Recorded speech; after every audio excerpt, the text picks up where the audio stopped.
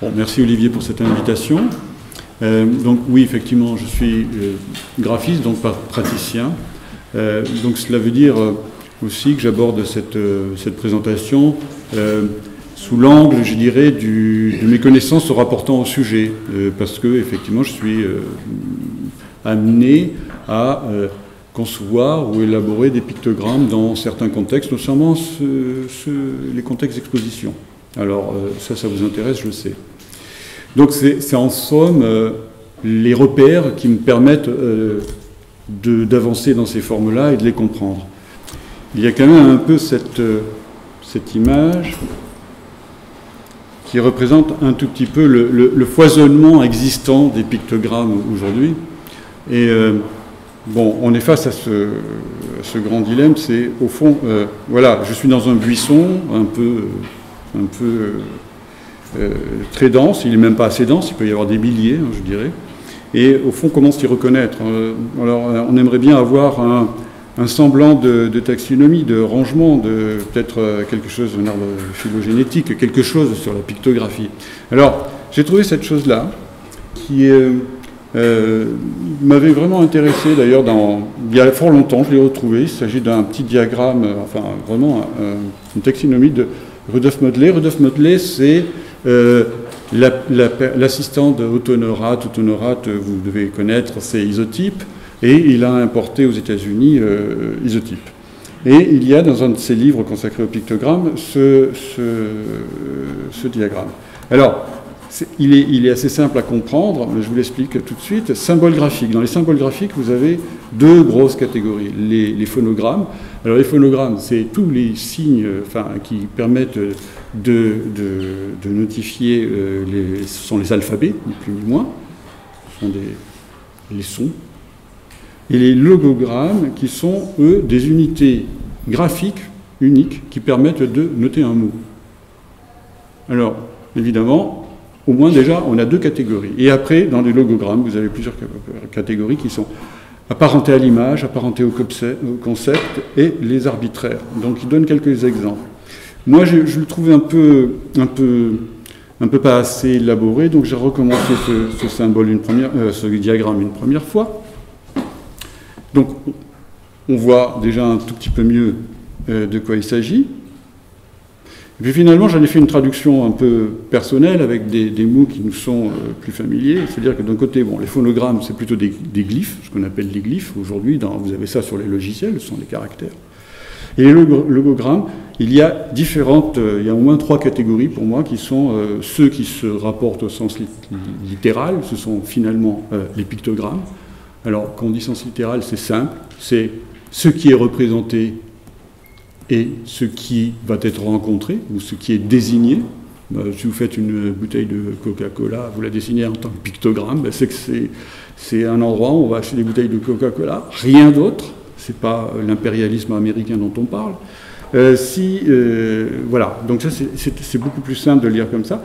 Le sens figuré, bon, ce sont effectivement une catégorie d'idéogrammes, je vous l'avais dit tout de suite, la fameuse bouteille peut effectivement représenter l'impérialisme américain, ce fut le cas d'une affiche célèbre de Grappus d'ailleurs. Et de fait, vous voyez donc là qu'il y a déjà un sens particulier du pictogramme, et l'arbitraire, ce sont ni plus ni moins que des idéogrammes dont on prend souvent des formes géométriques et on leur attribue une signification précise, et donc il s'agit de la comprendre. Alors, pour la première catégorie qui sont les pictogrammes, ce dont on va parler aujourd'hui, vous avez compris, c'est assez simple. C'est ce que je vois, ce qui est représenté, c'est ce que je vois, c'est ce à quoi je vais avoir affaire. Donc, dans les deux autres catégories, il y a des choses assez étonnantes et qui méritent d'être précisées. Par exemple, là, je vous montre le premier écran de Macintosh, le 128 ou le 512, un des premiers. Et donc, vous aviez l'écran de réglage de la machine où il n'y a pratiquement pas d'écrit. Tout est pictographique, signe, numéro. Et on peut effectivement remarquer les deux éléments ici, sur une échelle de valeur qui est d'un côté la tortue, de l'autre côté le lièvre. Donc on se doute qu'il s'agit de désigner la rapidité ou la lenteur de, comme on peut régler sur un écran, c'est soit les touches du clavier, soit la saisie, soit les clignotements des barres d'insertion, etc. De fait, Susan Kare, qui à l'époque s'est occupée de cela, a pioché un petit peu dans les registres connus de cette histoire-là, et donc a utilisé ces deux signes, qui sont effectivement des signes complètement métaphoriques, pour désigner rapidité et lenteur. Un classique, qui renvoie donc à des connaissances culturelles bien précises, qui se rapportent. Alors bon, c'est pas uniquement les fables de La Fontaine qui sont en question, parce que ça traverse pratiquement toute l'humanité, même chez les Grecs. Alors, première chose intéressante, c'est d'observer aussi que là, il y a une esthétique très particulière qui est celle des années 80, qui est celle du pixel. On voit le dessin de Susan Kare de recherche sur du papier millimétré. Bon, petite parenthèse sur le fameux chien fétiche d'Apple, qui s'appelle Dog Co, et qui est devenu l'emblème pendant longtemps d'Apple. Alors, pour résumer, à gauche, c'est véritablement un pictogramme dans le sens où il ne désigne pas où vous pouvez aller plus vite sur cette route. Bon, en Australie, on pourrait croire que le kangourou pourrait désigner la vitesse, pourquoi pas? Non, pas du tout, vous risquez de rencontrer des kangourous sur la route. Alors qu'à droite, il s'agit simplement d'un lièvre qui va, lui, pas dire autre chose. Alors, sa facture, en plus, pixel, me rapporte à l'écran, et donc dans ce contexte-là, désigne la rapidité. Donc il y a des affaires de contexte, on verra plus tard. Mais revenons aussi à un signe qui m'intéresse particulièrement, parce que, bon, tout le monde le connaît, c'est la touche commande de l'ordi. Alors, là encore, c'est une affaire qui a à voir avec Susan Kare, qui a arbitrairement choisi ce signe, qui est un signe totalement arbitraire, qui ne désigne rien de particulier, mais qui, je crois, lui plaisait. Il se trouve que ce signe, vous le rencontrez ici, je vous le montre, comme ça, dans un carré bleu, vous le rencontrez en Suède, au bord des routes. Ce signe désigne les lieux remarquables que l'on peut rencontrer en Suède. C'est l'équivalent, c'est exactement l'équivalent de notre labyrinthe de la cathédrale de Reims, qui est, vous savez, auprès des monuments historiques. Quand il s'agit de désigner un monument historique, en France, au bord des routes, vous trouvez le labyrinthe de la cathédrale de Reims pour désigner un site historique. Eh bien, en Suède, il s'agit de ce signe.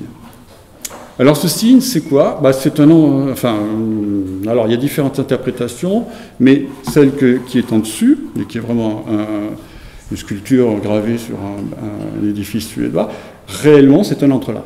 C'est un entrelac.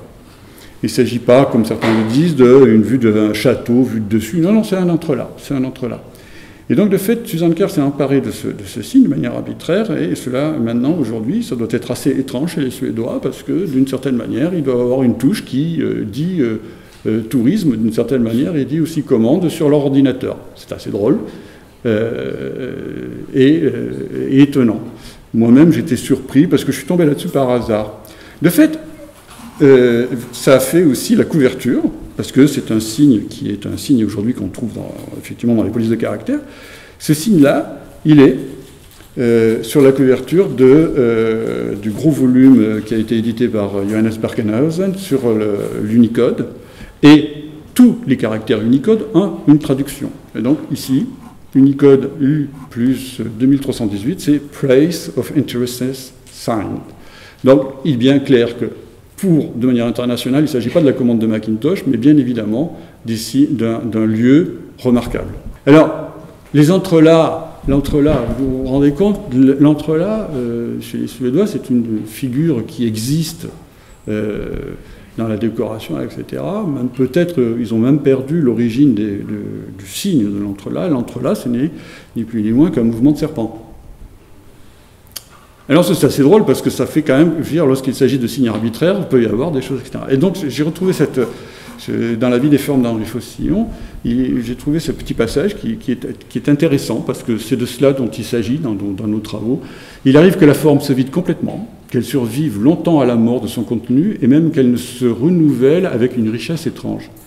La magie sympathique, en copiant les nœuds de serpent, a inventé l'entrelac. L'origine prophylactique de ce signe n'est guère douteuse. Il en reste une trace dans les attributs symboliques d'Esculape, qui est le dieu de la médecine chez les Grecs, mais le signe devient forme, et dans le monde des formes, il engendre toute une série de figures désormais sans rapport avec leur origine. Alors ça, c'est bien intéressant, parce que ça veut dire qu'on a affaire quand même, quand on va travailler sur ce domaine-là, à essayer de comprendre des formes, souvent, qui sont un peu abstraites, mais qui ont quasiment leur autonomie, des fois qui ont perdu le sens d'origine, etc. Et ça, c'est intéressant. C'est intéressant parce que on peut dire aussi que, quelque part, les formes peuvent être autonomes. C'est une chose un peu étrange. On ne dit pas souvent cela. Moi, je me rends compte que c'est de plus en plus vrai. Vitesse. Alors, je ne parlerai pas, dans cet exposé, de tout ce qui peut se rapporter à la stylisation que les Égyptiens ou les Mayas ont pu faire. C'est proche de l'univers des pictogrammes, mais je voudrais surtout dire les pictogrammes apparaissent, disons 19e, début 20e, pour des raisons très précises. La vitesse en est une. Bon. Il y a, évidemment, avec l'apparition de l'automobile, une nécessité de réguler ou d'indiquer des choses au bord des routes françaises, et bon, il n'y a aucun ministère de l'équipement à l'époque qui peut s'occuper de ça, et c'est l'affaire en général des associations de type le Touring Club, qui au début c'est des associations qui sont celles des cyclistes finalement, qui vont s'agrandir et qui vont déborder sur le tourisme automobile aussi. Et première nécessité, c'est désigner, écrire au bord des routes des messages pour réguler ou avertir qu'il peut y avoir des dangers. Et cela se fait à l'aide de plaques qui sont écrites. D'ailleurs, avec une très jolie typographie, je dis ça au passage parce que je les trouve admirables. Mais plusieurs problèmes. La vitesse fait que, effectivement, il va falloir augmenter les choses. Et puis, peu de temps, puisque là, nous sommes en 1890, et là, nous sommes quand même 1902. Et peu de temps après, c'est l'Association Générale Automobile, AGA, qui fait et installe ce type de signalisation. C'est drôle parce que, à première vue, il y a des choses qui nous sont familières. Par exemple, la croix, le S ici, sont des formes qui nous sont familières. Mais peu celle-ci qui dit ça c'est une descente, ça c'est une montée, ça c'est vous êtes en situation de descendre avec un virage, descendre avec un virage à gauche. Il y a déjà là-dedans une sémantique un peu particulière qui est assez amusante. De là où vous venez, c'est la partie la plus large. Là où vous allez, c'est la partie la plus faible. C'est en fait comme si vous êtes dans un paysage. C'est une pictographie très étrange qui fonctionne. Vous êtes face, et donc effectivement, ce qui est fuyant au bout, c'est là où on va. C'est exactement comme ça. C'est une représentation en plan assez étrange. Il y a une construction tout à fait bizarre. Il y a aussi autre chose qui est assez étrange. C'est le positionnement de ce point à chaque fois. Alors là, typiquement, si vous n'avez pas appris le code, vous ne savez pas du tout de quoi il s'agit, parce qu'il s'agit, les points blancs ou noirs indiquent qu'il est prudent de corner. Fantastique, on corne à l'époque. On ne klaxonne pas, on corne. Le klaxon, c'est une marque. C'est comme frigidaire, si vous voulez. Donc, ça vient venir plus tard. En plus, klaxon, c'est une marque américaine qui elle-même a pris un mot grec qui dit hurler. C'est extraordinaire quand même chez les Grecs, quand ils klaxonnent, ils peuvent hurler. Bon, c'est intéressant. Et donc ces origines, ces filiations sont toujours intéressantes. Ça, c'est un des premiers systèmes. Alors il y a des choses qui sont bizarres, comme par exemple ce damier avec l'automobile. On pense tout de suite au circuit. Non, pas du tout, ce sont des pavés en mauvais état. Là, c'est complètement incroyable ce signe-là, puisqu'il s'agit simplement vous allez traverser une voie de chemin de fer et ça risque de bousculer. Voilà. Alors, ça a été édité dans la Revue universelle de 1904, et il est dit dans cette revue que c'est intéressant parce que les étrangers vont pouvoir comprendre enfin de quoi il s'agit. Bon, très vite après, un peu plus tard, en 1909, il y a une conférence internationale pour dire non, mais ça ne va plus parce que de toute manière tous les pays commencent à faire les choses, etc. Plus personne ne s'y retrouve, donc on cherche à homogénéiser le système. Donc il y a ces 4 signes qui apparaissent et qui vont rester d'une certaine manière les mêmes depuis toujours. Sauf qu'ils sont dans des ronds alors que nous sommes dans des triangles. Vous les avez, la version d'aujourd'hui. Bon. Fallait que je fasse une petite boucle du côté du guide Michelin, parce qu'avec la route, il y a aussi le guide Michelin. Michelin s'occupe effectivement de faire son bibendum, ça c'est magnifique. Bon, ça on le sait, c'est heureusement qu'il est toujours là. On l'aime bien. Michelin se permet on le voit ici, de dire, vous rentrez dans une localité, faites attention, etc. Lorsque vous sortez, Michelin vous remercie. Donc il y a une stratégie de chez Michelin qui est très, très, très commerciale sur cette question-là, et sur la manière de s'approprier la route. Et puis il y a ça, parce que ça aussi c'est important, c'est qu'il édite son guide, et dans le guide il y a un registre vraiment pictographique assez intéressant, puisque on a quelque chose qui se passe, je veux vous dire, c'est que d'abord, il n'évolue guère au niveau formel, il a très peu évolué. Finalement, celui de 1990, celui de 1900, on sent qu'il y a vraiment une continuité. Et puis, il y a quelque chose aussi qui se passe, c'est que quelquefois, on peut trouver, comme ici, des éléments qui se juxtaposent. Ça veut dire que quelque part, on peut tout d'un coup comprendre qu'il y a une sorte d'écriture, enfin de syntaxe, possible avec des pictogrammes. Bon, vous devez connaître ça, enfin, peut-être pas, mais voilà son classement aussi, diagrammatique, avec les hôtels qui sont, plus ils sont gros et plus ils deviennent châteaux, plus ils sont confortables. C'est assez simple. Bon, des étoiles, qui ne ressemblent pas à des étoiles, mais qui sont typiques du Michelin, et ça va jusqu'à 3. Il est question d'en faire une 4e, j'ai entendu. Bon, donc ça c'est important, parce que Michelin, c'est là. Alors, il y a quelque chose quand même qui est un peu étrange. Moi, je me suis toujours posé la question, il y a 2 mots pour désigner à peu près les mêmes choses, signalisation et signalétique. Alors ça, c'est des contextes dans lesquels tous ces signes vont certainement évoluer, mais quand même, il faudrait savoir un peu comprendre quel est un peu de quoi il s'agit, quoi. Alors, signalisation, c'est typiquement la code de la route, on dit que le code de la route, c'est la signalisation.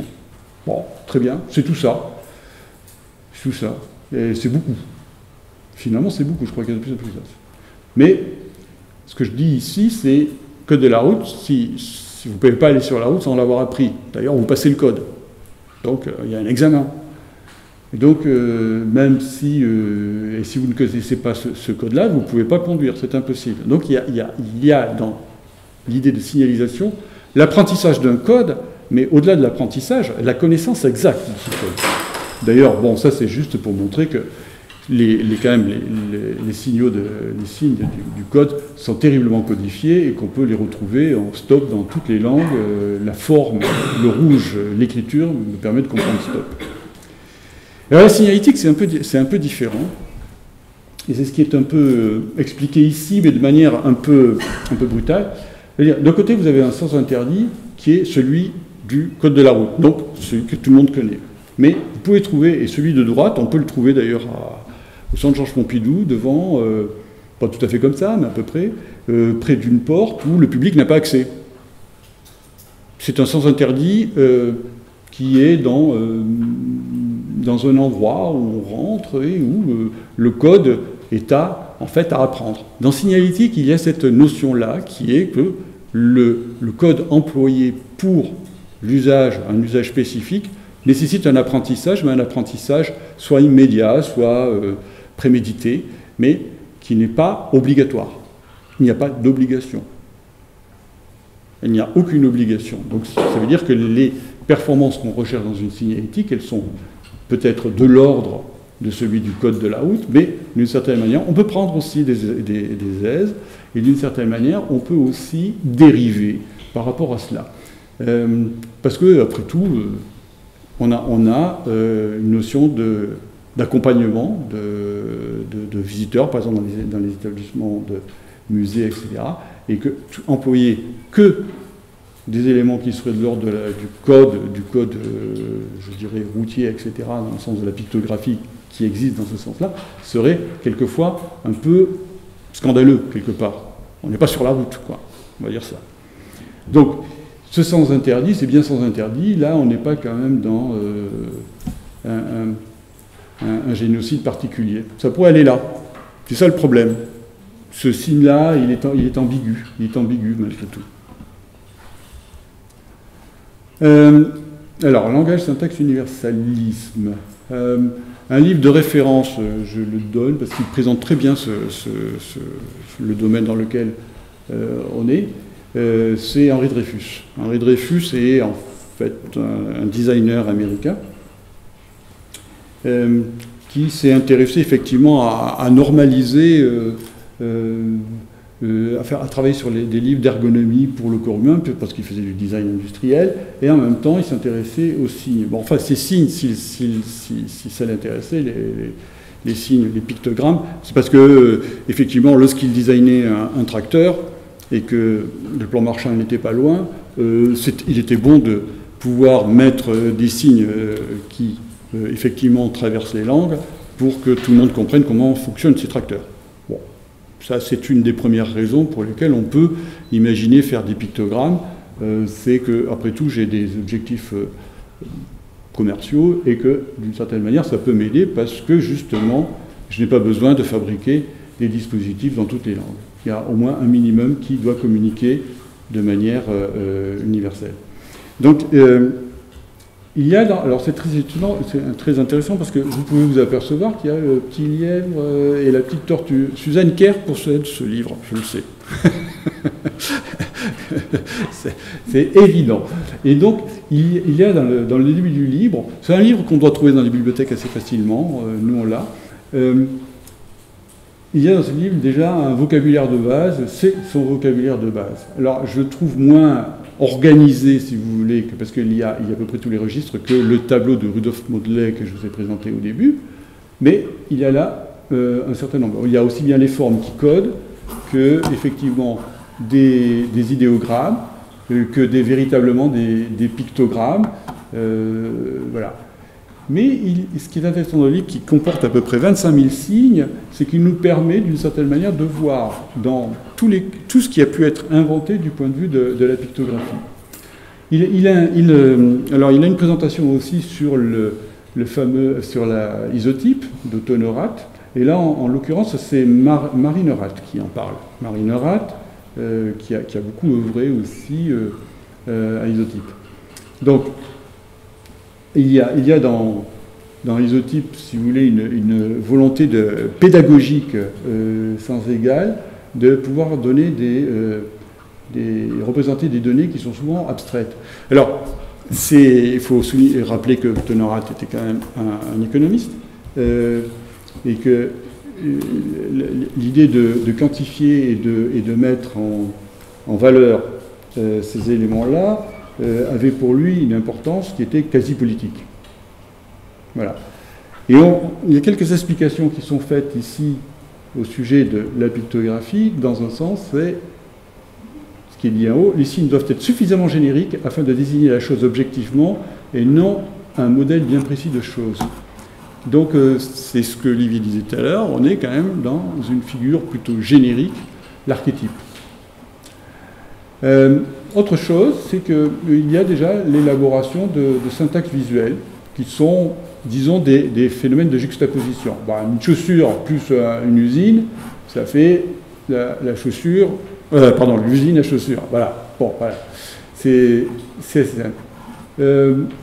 Ça devient intéressant parce que on a souvent le cas, on peut effectivement construire avec les pictogrammes de légères syntaxes.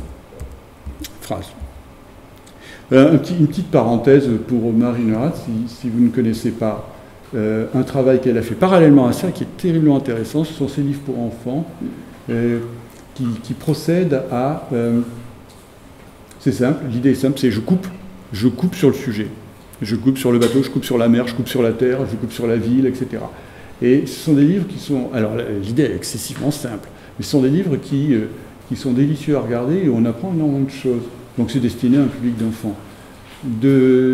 C'est pour dire que la pictographie peut être, elle a des extensions qui sont celles-ci. On voit des formes qui sont de l'ordre du pictogramme, en aplat, il n'y a pas de demi-teinte, on est dans le schéma, la silhouette.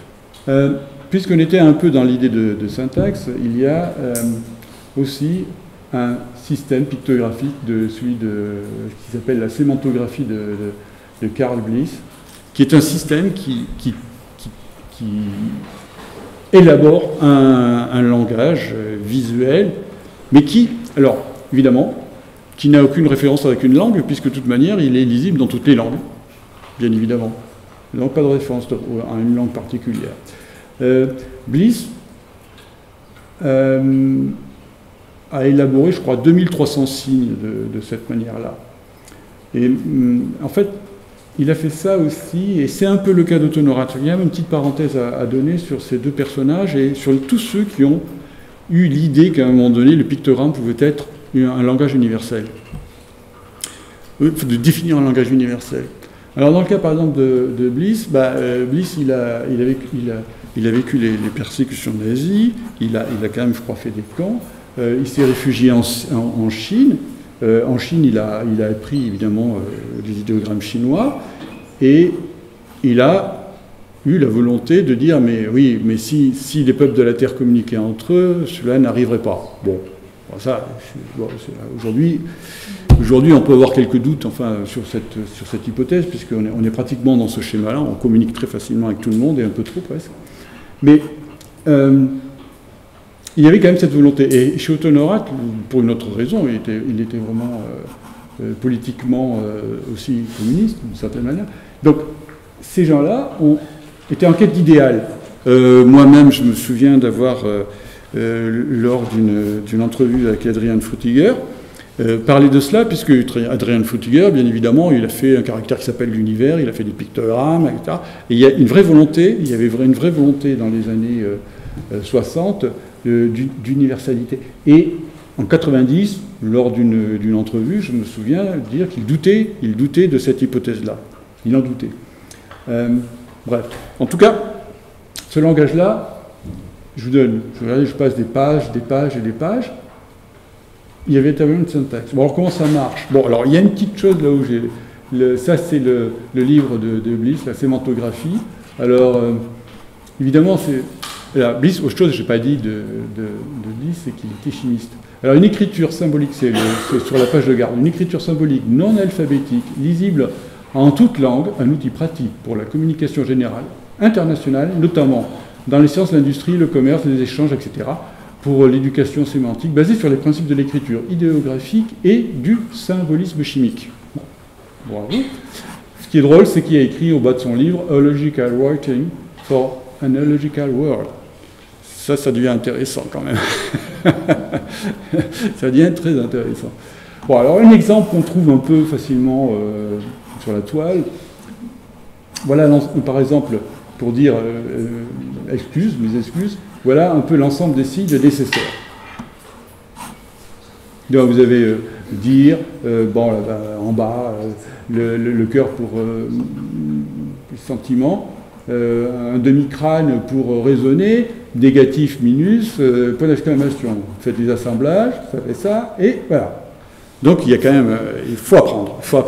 Cela dit, il y a quelque chose d'étonnant, c'est que, ça j'ai trouvé cette chose-là sur les archives, c'est que finalement, ce système a été utilisé en milieu hospitalier pour les cas d'aphasie grave, c'est-à-dire ce sont des personnes qui perdent tout contact de la parole, enfin il y a des parties du cerveau qui ont été touchées, et ils ne peuvent communiquer avec le monde extérieur. Alors, les cas précis, je ne pourrais pas vous raconter, mais cette lettre atteste de la chose, c'est signé de Charles Bliss, et donc il s'adresse à l'hôpital des enfants,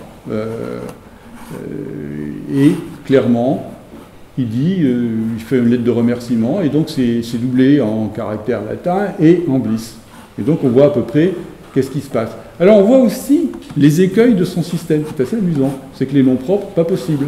Marshall, Brianside, c'est pas possible, on ne peut pas le faire. On n'a qu'ici que des situations et des concepts. Et c'est assez, la graphie générale est assez intéressante. Alors, évidemment, dans les signes, vous avez absolument tous les registres que j'avais évoqués avant. C'est-à-dire, vous avez du registre qui est du registre pictographique, mais il y a énormément d'éléments et des idéogrammes. Évidemment, le cœur, par exemple. Bon, les personnes qui sont verticales comme ça, des signes arbitraires, comme on voit, des multipliés, des plus, etc. À peu près, les trois registres que j'avais évoqués au départ sont là. Alors, stylisation esthétique. Là, c'est une dimension des pictogrammes qui est intéressante, c'est que finalement, il n'y a pas de pictogramme s'il n'y a pas de schématisation et s'il n'y a pas de stylisation. Enfin, les deux peuvent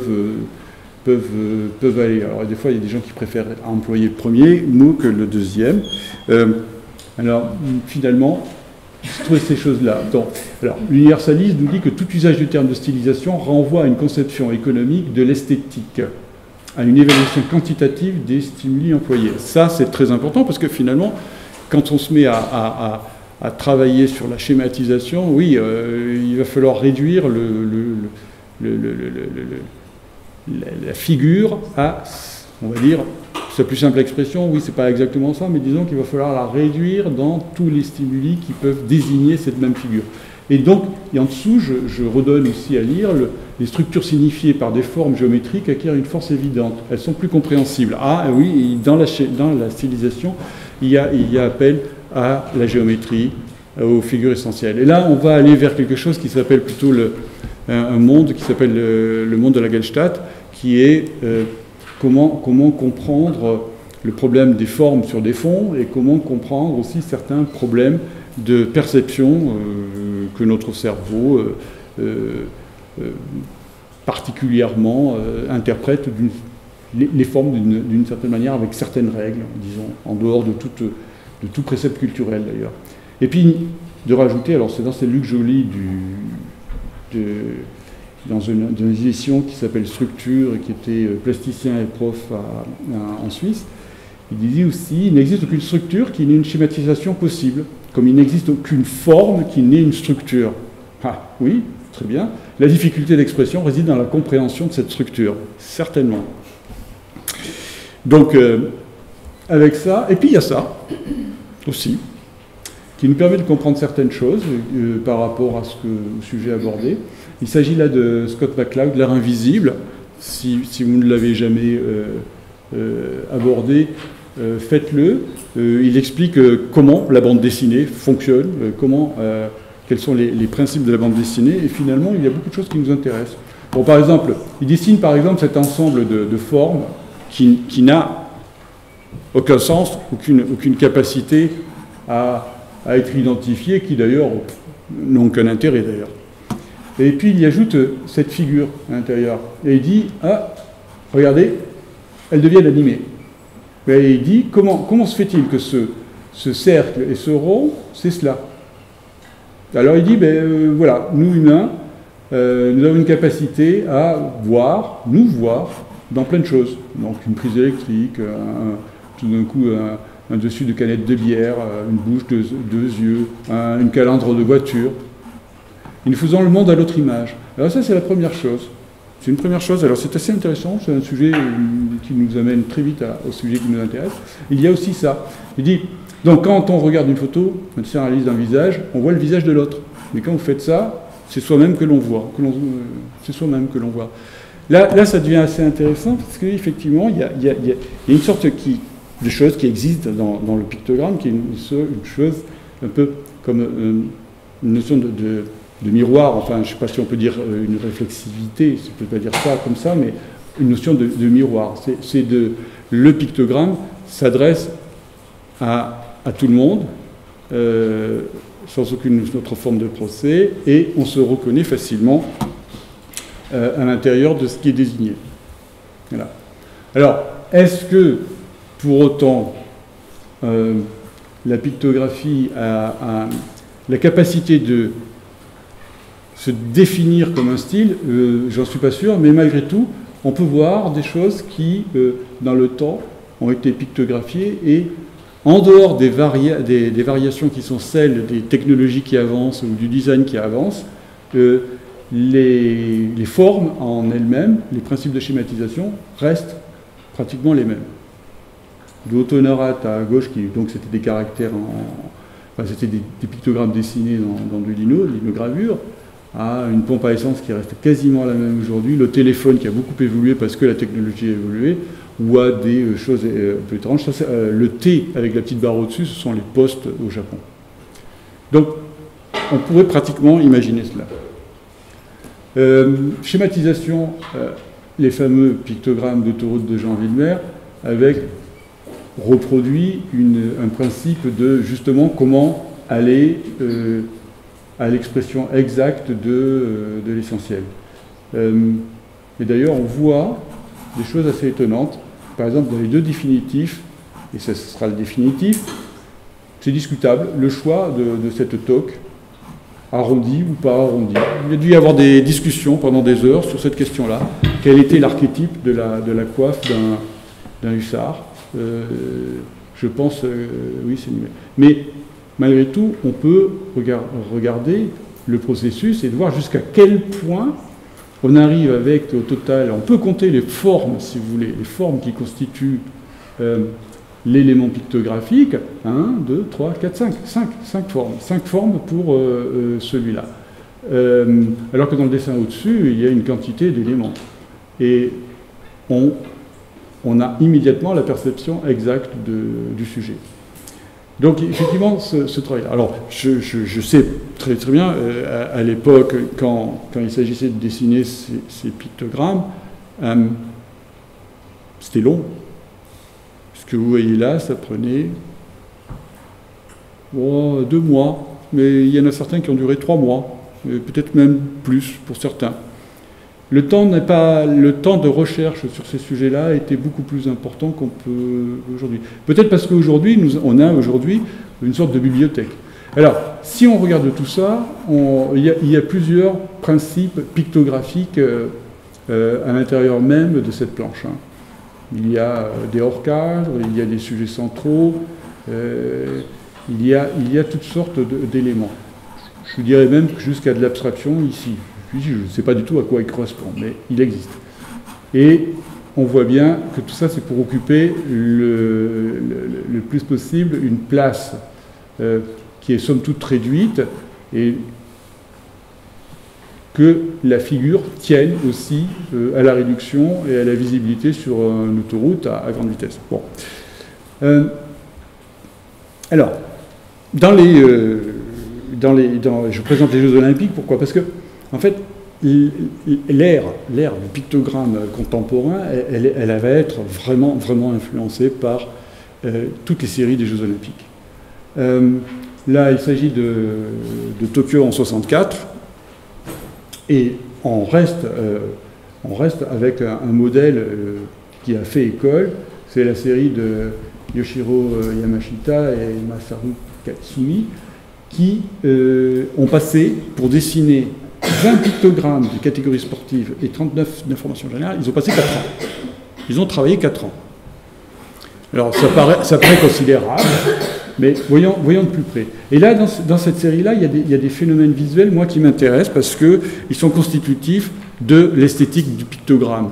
Parce qu'au fond, comment on fait un pictogramme, moi, j'en sais rien du tout. Mais enfin, on va voir. Alors, cette série-là, elle a quelque chose de très important, qui est visible, c'est le mouvement. Tout est mouvement, et c'est parfaitement bien réussi.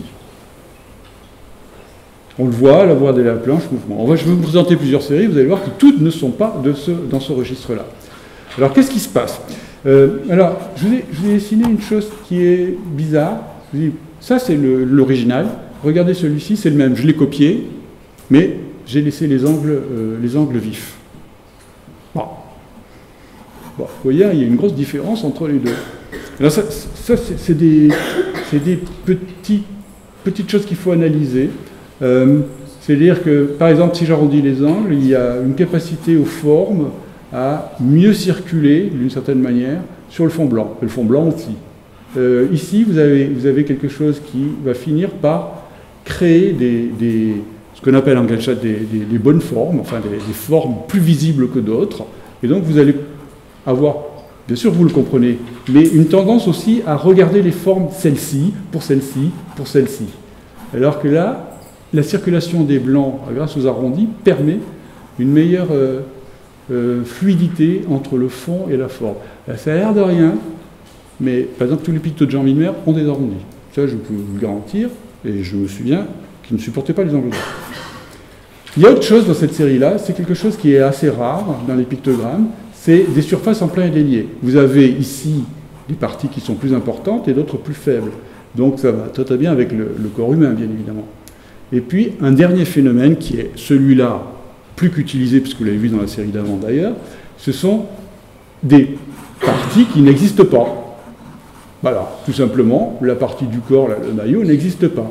Alors ça, c'est un phénomène de Gestalt pur, c'est le phénomène de clôture. On dit un stimulus incomplet ou non fermé tend à être perçu comme fermé et complet. Donc je vous donne un exemple. Voilà, ça c'est un phénomène de clôture. Vous voyez un A, alors qu'il n'y a pas de A dessiné, il est fragmentaire, mais vous le voyez quand même. Votre cerveau ferme cette forme. De l'autre côté, là je vous laisse libre choix, savoir si c'est un C ou un O. Là il y a une ambiguïté, c'est fait exprès. On ne sait pas, ce sera en haut ou en haut. Mais en tout cas, si c'est un rond, je le ferme. Mon cerveau ferme la forme. Alors ça c'est un des éléments de théorie de Gestalt qui intervient dans les pictos. Et dans les pictos, il y en a pas mal, finalement. Donc allez vers ces préceptes. Bon, pour les arrondis, je me suis permis de faire ça, parce que effectivement le carré à droite, meilleure circulation de la forme, à gauche, et il y a quelqu'un qui pour moi a mis ça en pratique dans le design, c'est Ettore Sottsass, où on voit par exemple cette série pour Olivetti dans les années 70, où toutes les formes sont très douces, très arrondies, il n'y a pas d'agressivité dans l'objet même. Bon, ça lui permettait aussi de démouler plus facilement les pièces qui sont en plastique. Alors, les pictogrammes d'information générale de Tokyo en 64, c'est ça. Vous avez vu le double T, là, le T avec la petite barre, ça c'était la poste au Japon. Et puis il y a des choses un peu étranges, des fois qu'on ne comprend pas forcément. J'aime bien aller chercher. Ça, j'ai pas compris ces deux premiers-là. C'est un vrai sujet d'analyse à faire. Je ne le comprends pas. Mais on voit déjà ici que ces pictogrammes datent. Ils représentent un réel qui est lui-même daté. Ces objets-là sont plus dans notre quotidien. Je vous présente celle de Mexico de Lance Weimann. Alors, Lance Weimann est un jour choisi de faire du design graphique parce que, en fait, il est designer industriel au départ, coup de cœur. Et il a eu dans ses commandes donc les Jeux Olympiques de Mexico. Tout le monde connaît cette esthétique typographique qui a été maintes fois reprise même de manière contemporaine. Alors, cette série-là, elle est intéressante, pourquoi? Parce qu'elle joue sur le hors-champ, d'une part, elle joue sur l'indiciel, elle joue sur ce qu'on appelle dans le langage, sur la synecdoque. C'est parti pour symboliser le tout. Donc vous avez effectivement la natation, c'est quand même assez audacieux. Là, par exemple, bon, il n'y a plus de bateau ni rien, il n'y a plus de rameurs, on n'a plus que la paire de rames et l'idéogramme de l'eau. Et une autre chose qui est particulièrement étonnante là-dedans, c'est l'usage de la couleur. Très festif, enfin très... Pour le Mexique, je comprends qu'il ait pu utiliser la couleur, puisque c'est un pays très coloré. Voilà. Donc ça, c'est déjà un autre pas, parce que énormément, ce que vous avez vu avant, c'était des personnages entiers, ici vous avez du fragment, tout ça, c'est constitutif de ce que l'on fait régulièrement dans la pictographie. Donc, série d'informations générales, on voit que l'on est... le point d'information et les deux points d'interrogation en haut en bas, donc ça on sait dans quel pays on est. Voilà. Alors, Heutheirer, Ça, c'est Munich en 72. Elle a tout à fait un autre registre, qui est aussi très caractéristique des manières de faire des pictogrammes. C'est trame et système, forme géométrique. Et je travaille avec ça, et uniquement avec ça. C'est une espèce de règle avec laquelle je dois pouvoir bâtir une sorte d'écriture. Bon, et le fait, c'est que ça fonctionne pas mal, mais on est loin de 64 avec les membres, avec des pleins et des déliés, avec des parties plus fines, etc. On est très loin de ça. On est vraiment dans une autre écriture. Cela dit, elle est totalement homogène, elle est totalement unitaire. On est, oui, dans le système. Voilà ce que ça donnait. Image rare de trouver ces choses-là. On voit que l'application, d'ailleurs, n'est pas... c'est de la peinture sur un fond bleu métallique, on ne sait pas trop. Mais ça fonctionne énormément, vraiment bien. Quand c'est en France, c'est Excofond. Et tout de suite, Excofond, si vous devez connaître, j'imagine, Excofond, il a dessiné pas mal de caractères, typiquement, je dirais que je qualifierais vraiment de français, pour la fonderie Olive, dont un qui est vraiment magnifique, c'est l'antique Olive, qui était l'ancienne écriture d'Air France, avant que ça ne soit changé. Et Excofond a travaillé sur ce qu'il aime, c'est des effets cinétiques. Ça a dû être un travail assez redoutable, parce que c'est une chose qui se fait, j'imagine, à l'époque, entre tramage qui est photomécanique, et franchement beaucoup de travail à la main. Bon, Séoul hybride les systèmes d'une certaine manière. C'est tête, bras, tronc, jambes, et avec ça vous avez un mannequin, et vous l'articulez, et vous le faites travailler. Ça a ses avantages. Voilà. Des Jeux Olympiques, alors je vous fais un petit historique, ça va bientôt terminer, c'est un petit historique, c'est que des Jeux Olympiques, il y a quelque chose une dimension internationale évidente pour recevoir tous les pays du monde, et donc faire que l'on a des signes qui communiquent à toutes les nationalités. Et il y a en 1974 l'édition de quelque chose qui reste et qui perdure. C'est la IGA, l'American Institute for Graphic Art, qui édite et qui publie une série destinée à tous les lieux publics, y compris surtout pour les transports, les aéroports, etc. Une série libre de droit, c'est-à-dire que tout le monde peut l'utiliser. Donc cette série-là va être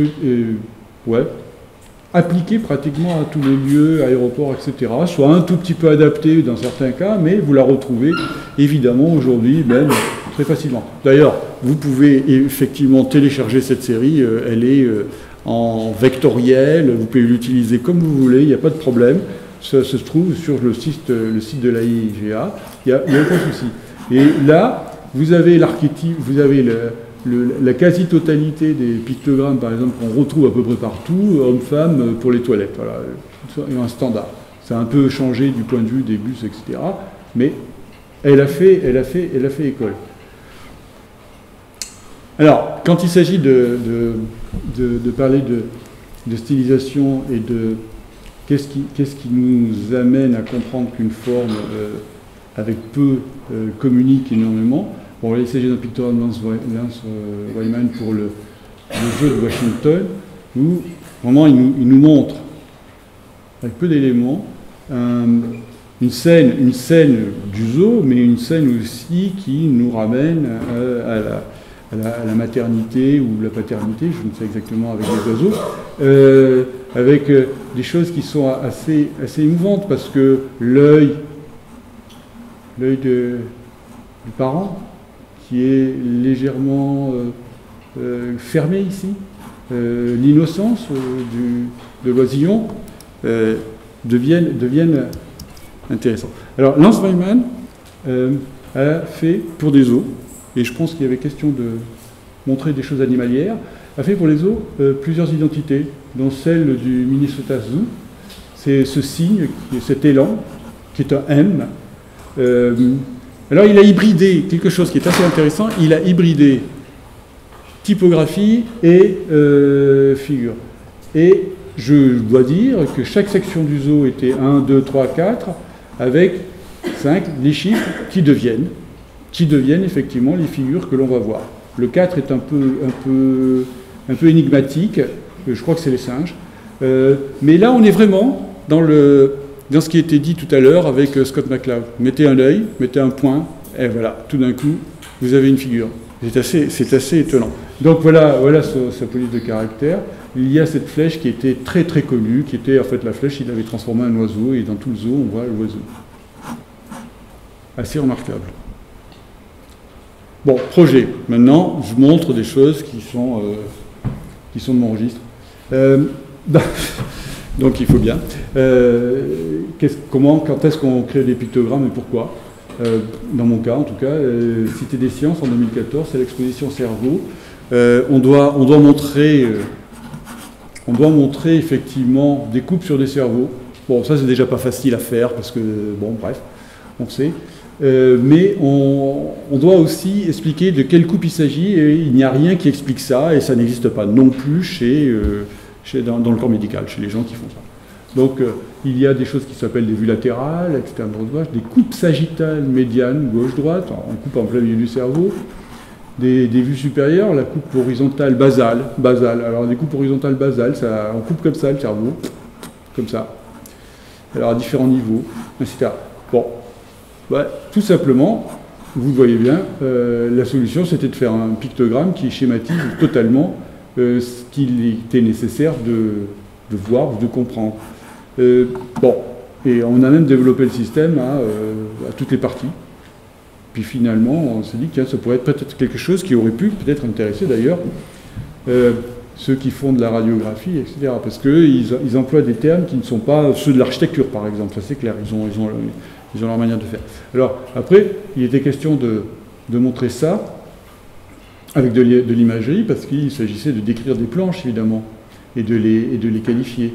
Donc, on est un peu là. Il y a aussi l'idée de dire, bon, après tout, c'est un cerveau, il faut le voir dans la personne, hein, donc et le pictogramme va jouer. En fait, voilà ce que ça a donné. C'est beaucoup de travail pour peu, hein, finalement, mais c'est ça le problème, hein, c'était l'enjeu. En fait, de compte, on a là-haut les éléments qui nous permettent de savoir où est-ce qu'on coupe le cerveau. Ça parle très bien aux spécialistes, mais bon, profane, il peut comprendre. Et donc voilà aussi la manière dont on a eu de décrire les parties du cerveau à l'aide de personnages. Ce qui est intéressant, c'était qu'au fond, ce que l'on voulait, c'est que tout ça, ça ne reste pas de l'imagerie scientifique, on va dire, bon, le cerveau, on en a tous un, ça doit occuper à peu près cet espace-là, ça doit se passer par là, et voilà. On les a installés, quoi. La même chose ici, on a encore ce petit élément qui nous dit de quelle manière est la coupe. Bon, là, au passage, vous pouvez voir le type de schémas qui sont nécessaires pour ce type d'exposition. Au passage, j'ai ramené cette image, parce que là, il s'agit d'un modèle, une maquette faite avec Pierre Desquessé, un manipeur, comme on dit, où il y a un mélange entre, on n'y croyait pas trop, un mélange entre sculpture et fond graphique. Donc, quand on le prend en photo, on commence à se perdre un petit peu dans l'installation. En fait, le fond graphique, c'est vraiment une image scientifique qui a été un peu bricolée par mes soins, et qui a été imprimé en encre phosphorescente. Ici, tous les éléments sont colorés en fluo, et là, il s'agit bien de maquette, et le tout est en lumière noire. Ben, quelque part, le résultat est, enfin, en réalité, je dirais, est pas loin de celui que l'on voit ici. C'est-à-dire que la maquette se continue finalement dans un fond graphique, dans un effet de profondeur. Et, bon, évidemment, j'ai ramené aussi ce qui était le schéma qui traduisait l'installation que l'on avait sous les yeux. Un autre exemple de pictographie, mais qui sort un peu des usages habituels. Exposition du grand récit de l'univers, encore pour la Cité des Sciences. Bon, on a un problème, c'est que dans un espace particulier, il y a plusieurs espaces, donc plusieurs articulations de sujets. et que dans un espace particulier, au lieu de faire un sommaire classique, je rentre, j'ai un sommaire, on s'est dit non, non, non, on ne va pas faire ça.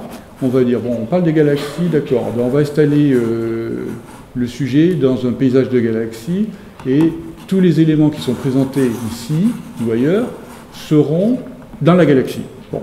Et ils auront des petits signes, des pictogrammes. Alors les pictogrammes, oui, on va inventer des choses. Alors sur tous les registres, hein, il n'y aura pas de problème, on est très libre, et ces sujets-là, du sommaire, se retrouvent après sur les présentations. J'utilise souvent cette méthode-là.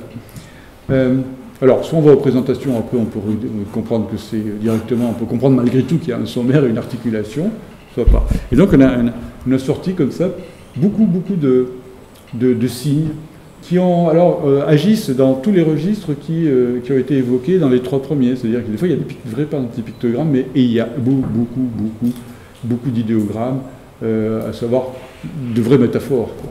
Bon, au passage, il y avait une typographie qui a été dessinée aussi pour faire galaxie, quoi. Vous voyez, par exemple, étoiles, les apparences trompeuses, on met une illusion d'optique. Hein, voilà, c'est une renvoi. Bon, ici, on a vraiment dessiné un prisme pour cette affaire-là, la lumière des étoiles. C'est l'analyse des lumières. On ne se prive pas, on crée de l'environnement. Voilà la série.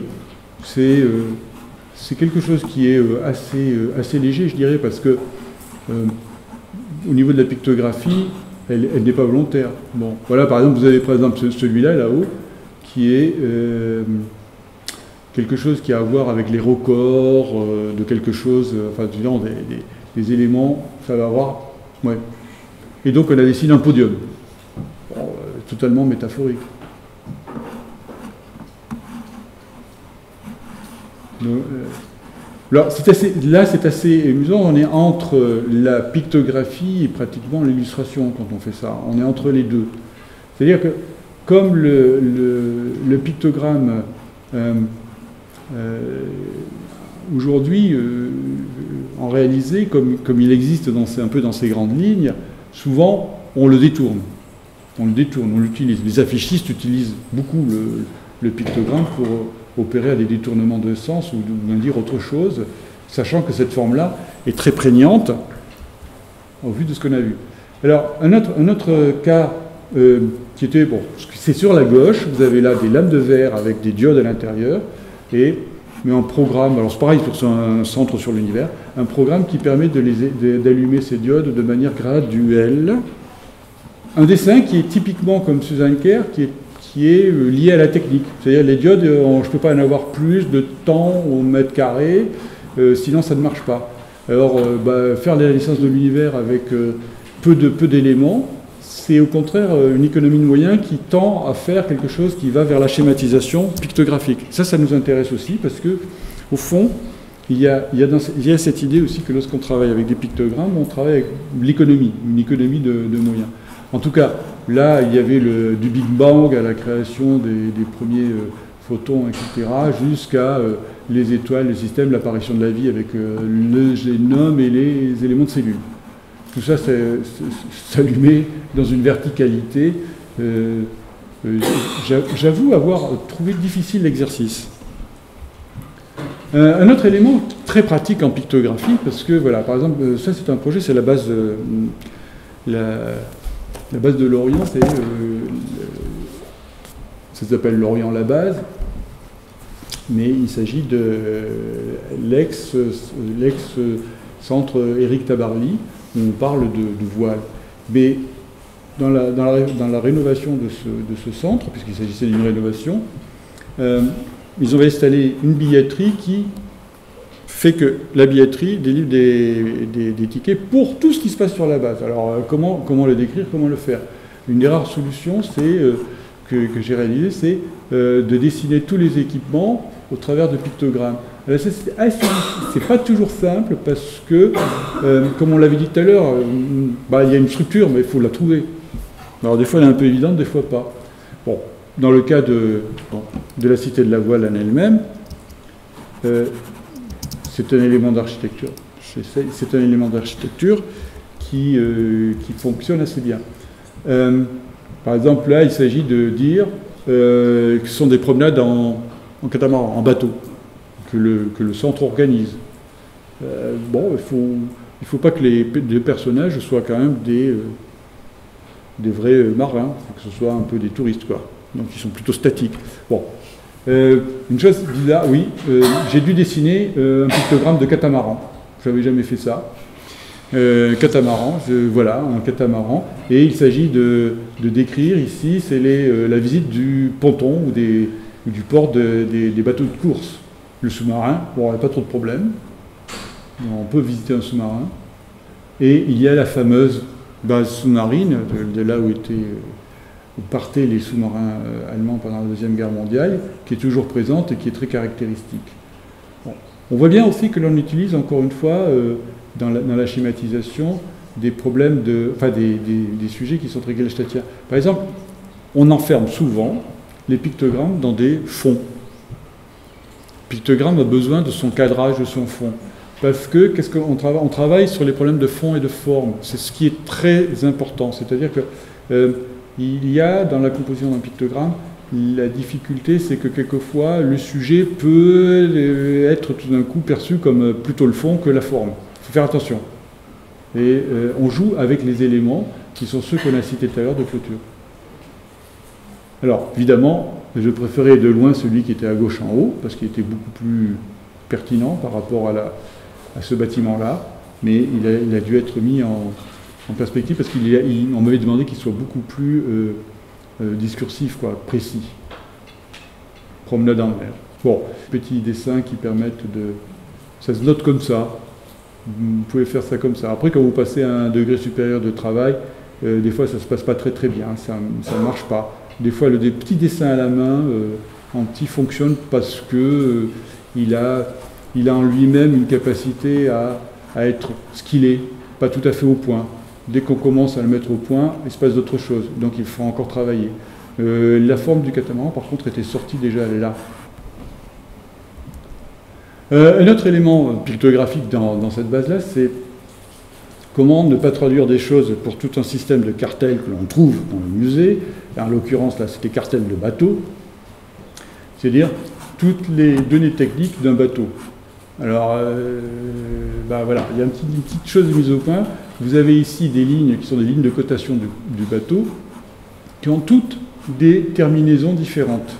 Ces terminaisons sont reprises dans les pictogrammes, qui nous permettent de ne pas du tout, il n'y a pas d'ambiguïté sur quelle est la ligne dont il s'agit avec le chiffre à côté. Son poids, la surface de la voilure, ici, qui a dessiné, quel est l'auteur, l'architecte. Et en fait, comme ce que l'on a montré avec l'usine à chaussures, le chantier naval, qui est là où on l'a fabriqué. Une fois qu'on les a appris un petit peu au début, on aurait pu en faire de la traduction, c'est encore là, on est dans un cadre de signalétique, donc ces éléments-là sont à apprendre ou à comprendre. Il n'y a pas de danger derrière. Hein. Vous savez, le code, c'est qu'on l'apprend parce que quelque part, il peut y avoir danger. Là, il n'y a pas de danger à ne pas le connaître. Après tout, on passe à côté. C'est ça. C'était la traduction de ces éléments sur des bois, imprimés directement dessus. Il y a eu beaucoup de dessins de ce type-là. Un des derniers projets, alors, même histoire, un peu comme à Lorient, c'est identifier un site historique qui est quand même bicéphale. Vous avez à Loches une cité royale qui est constituée d'un bâtiment de ce type, et d'un donjon. Et les deux sont distants de 800 mètres. Et la visite est unique. L'identité visuelle devait dire quelque chose là-dessus. Ouais, pas 36 solutions. Schématisation des deux édifices. Quand on parle de l'un, c'est comme ça. Quand on parle de l'autre, c'est comme ça. Et quand on parle des deux, c'est comme ça. Voilà. Pas beaucoup plus compliqué.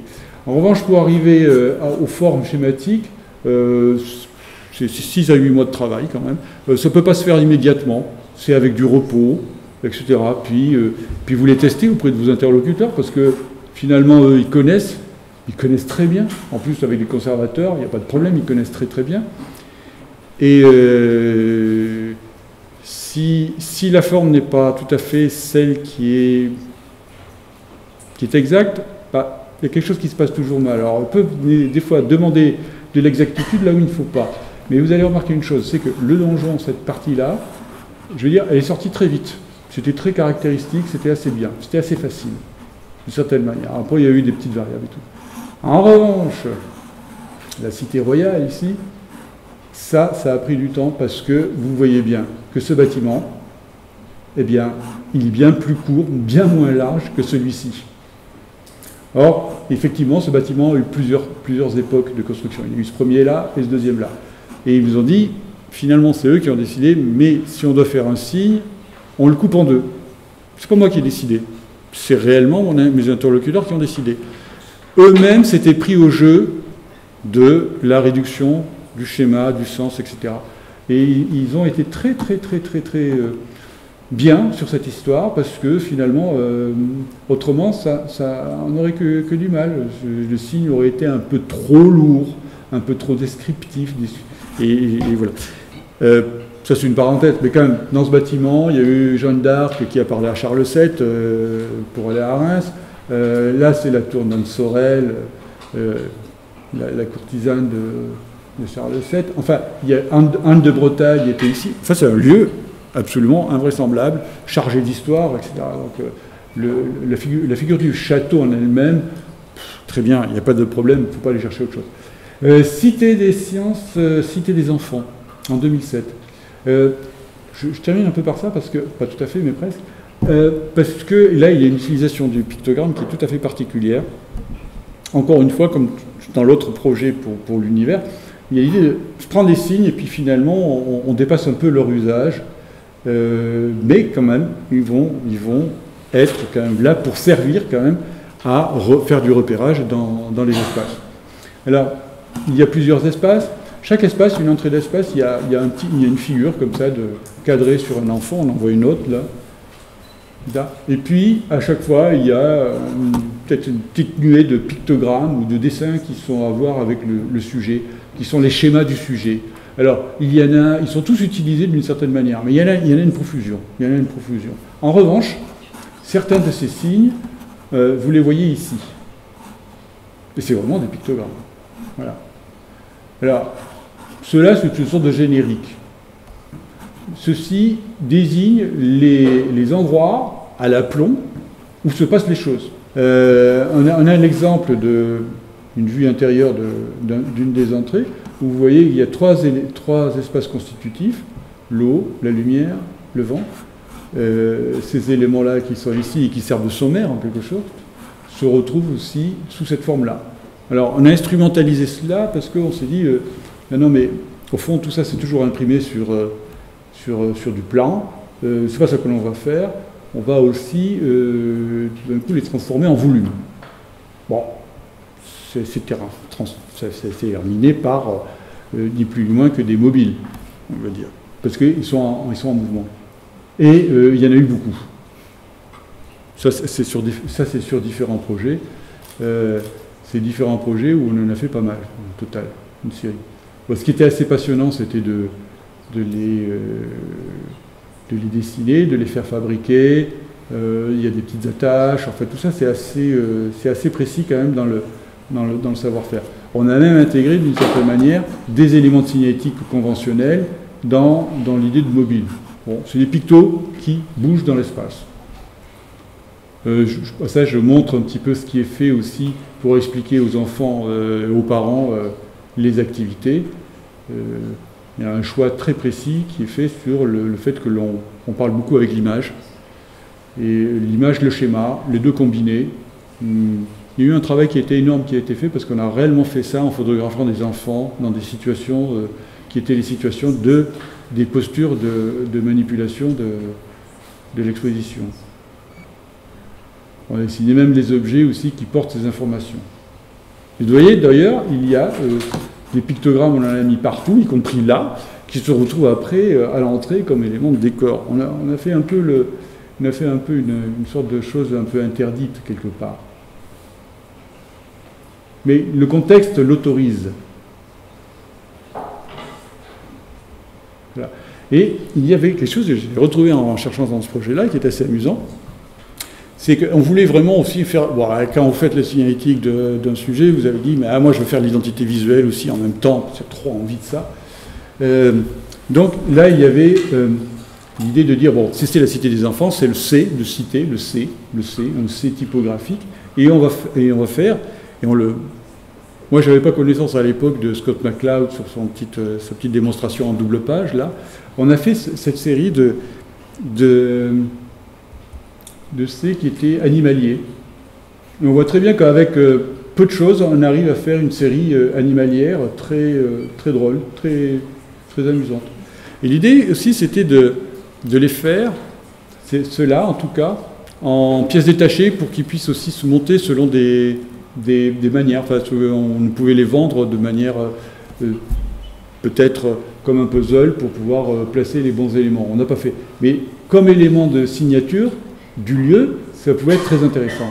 Ça n'a jamais été fait. Alors, il y en a qui sont particulièrement réussis. Celui-ci, par exemple, fonctionne très bien. Celui-là aussi. Alors, ça, comment ça arrive? Moi, je travaillais avec une personne qui avait un vrai talent pour ça, à l'époque, Cécile Boyer, et elle a fait ça de manière très, très naturelle. Et voilà. Mais de fait, passé ce sujet-là, on trouvait tellement bien les mobiles que l'on avait fait sur ce projet-là qu'on s'est dit, bah non, mais on pourrait faire des produits dérivés, dire à la Cité, on va les vendre quelque part. Bon, ça n'intéresse personne, on s'est dit, nous, on va les faire. On a fait une série comme ça d'animaux qui, bon, après tout, comme au cirque, on les fait sauter dans le cercle. Le cercle, ça nous intéresse parce que c'est encore une question, comme dans les pictogrammes, de sujet sur un fond. C'est-à-dire que ça délimite un espace. Alors, ces éléments-là, bah, ils sont prêts à être édités. On n'a jamais trouvé d'éditeur, mais ils sont prototypés. Et les figures en elles-mêmes sont vraiment des figures de pictogrammes. C'est-à-dire qu'il y a peu de différence entre cette découpe-là en volume et puis un dessin de pictogramme. Ils sont tous d'ailleurs à la base dessinés comme des pictogrammes. Ce qui est assez amusant, c'est qu'il y a des choses, par exemple, regardez le cheval, la posture des pattes du cheval, c'est quelque chose qui existait dans certaines peintures scandinaves, qui existe aussi avant qu'on ait compris avec Muybridge comment un cheval est au galop. Disons qu'à partir de Degas, je crois, on ne peint plus les chevaux comme on faisait au XVIIIe. Donc ben nous, on l'a retrouvé parce que c'était très pratique. C'était très pratique pour les formes. Parce que vous voyez bien, les formes sont très, très simples et très découpées. Il faut quand même dire, après tout, tiens, on peut partir de là, de choses très utilitaires, et aller vers des projets qui articulent énormément de plaisir de la forme. Parce que là, il y a réellement un plaisir de la forme. Et dans le pictogramme, il doit y avoir un plaisir de la forme, parce que sinon, il ne peut pas exister. Quand je lis, moi, des rapports qui sont dits sur les pictogrammes, ils doivent que, bon, finalement, ils fonctionnent. Dès qu'ils fonctionnent, c'est bon. Non, ça, c'est pas vrai. C'est pas vrai. Quand ils fonctionnent, c'est qu'une partie du travail. S'il n'y a pas, en plus de la dimension esthétique, ils fonctionnent à 50%. C'est tout. Ils doivent être plus qu'un simple état de fonctionnement. Ça, c'est une série tout à fait personnelle de pictogrammes, on va dire, mais pas exactement. Il s'agit de sujets, je voulais faire, et c'est en cours, c'est des posters de fleurs qui utilisent effectivement le travail pictographique, mais pour avoir de grands aplats de couleurs dans un intérieur. Il y aurait mieux que de faire des fleurs pour avoir des aplats de couleurs dans un intérieur. Et donc voilà les sujets une fois dessinés. Alors les tulipes, ça va de soi, on peut en faire de plein de couleurs, c'est magnifique. Le harum, ça va être un peu plus difficile parce que c'est blanc. Et le tournesol, voilà. Bon, voilà. Alors, une chose qui m'est tout à fait personnelle, c'est que j'ai ici, sur ce picto qui est justement dans la série internationale, celui-là en particulier, je ne peux pas identifier un personnage féminin au travers de ce pictogramme. J'ai fait, je ne l'ai pas montré, mais j'ai fait un jour le même avec des cabas. il a une physionomie de... Enfin, un show un peu réductrice.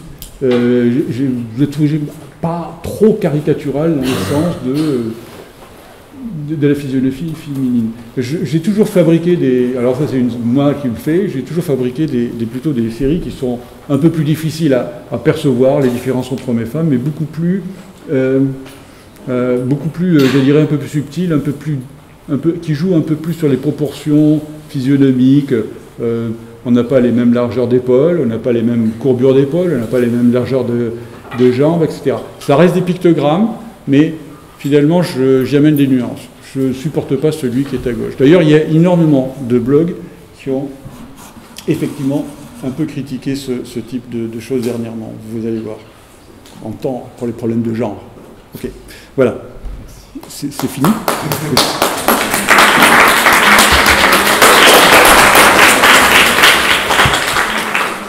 Merci.